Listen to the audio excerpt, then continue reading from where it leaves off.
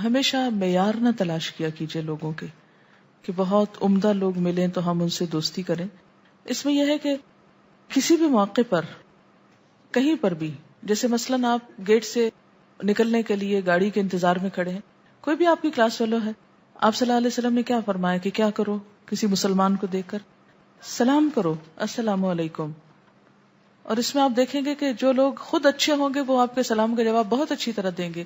دوسرے دن پھر آپ سلام کریں گے تو ہو سکتا ہے کہ سلام کے بعد تھوڑے سے انس ہو اور آپ ایک دو باتیں شیئر کر لیں، اور آپ کو پتا چل جائے گا کہ وہ آپ کی بات کتنی سن رہی اور آپ اس کی کتنی سن رہی، اور پھر وقتاً فوقتاً بیٹھ کر آپ اچھی باتیں کر سکتے ہیں. میں جب فرسٹ ایئر میں گئی تھی تو کالج میں، تو اس میں بھی یہی ہوا کہ ایک دم اسکول کے فرینڈ سب چھٹ گئے اور وہ ایک بالکل نیا ماحول اور مختلف اسکولوں کی آئی ہوئی لڑکیاں.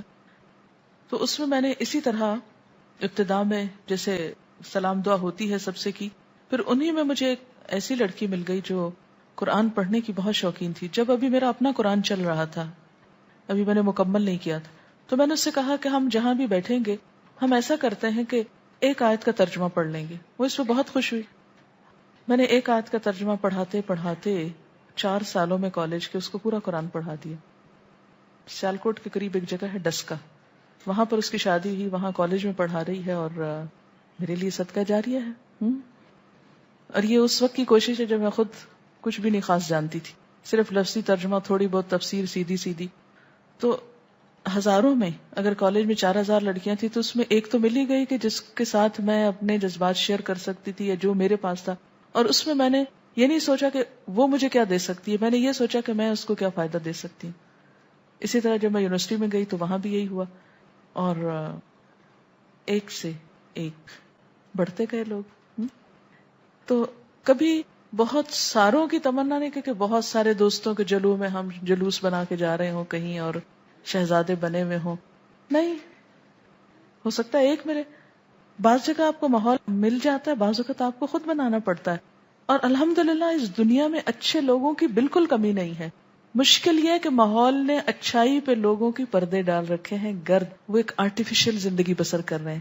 ذرا سا ہٹا کے دیکھیے، خیر وہاں بھی ہے. وہ جو ہٹانے والی بات ہے نا، وہ پردے اٹھا کے ہٹا کے دیکھنا اندر کی خیر کو، وہ ہم پہ بھاری ہوتا ہے. لہٰذا ہم لوگوں کی خیر سے محروم رہتے ہیں اور ان کے ظاہری شر کو دیکھ کے ہم خود بھی شریر ہو جاتے ہیں. تو یہ نہیں ہونا چاہیے. دوست 3 طرح کے ہوتے ہیں. ایک وہ جو خوراک کی طرح ضروری ہوتے ہیں، آپ ان کے بغیر نہیں رہ سکتے. کچھ دوا کی طرح جو بیماری میں مفید ہوتے ہیں اور ان کی ضرورت محسوس ہوتی ہے. اور تیسرے بیماری کی طرح جن کی کبھی بھی ضرورت نہیں ہوتی. کون کیا ہے، اس چیز کو ناپنے کے لیے آپ یہ دیکھ سکتے ہیں کہ آپ کس کی کمپنی میں کتنا آرام اور خوشی محسوس کرتے ہیں. یعنی کون خوراک ہے، کون دوا ہے، کون بیماری ہے، کس کی کمپنی میں آپ کتنی خوشی محسوس کرتے ہیں.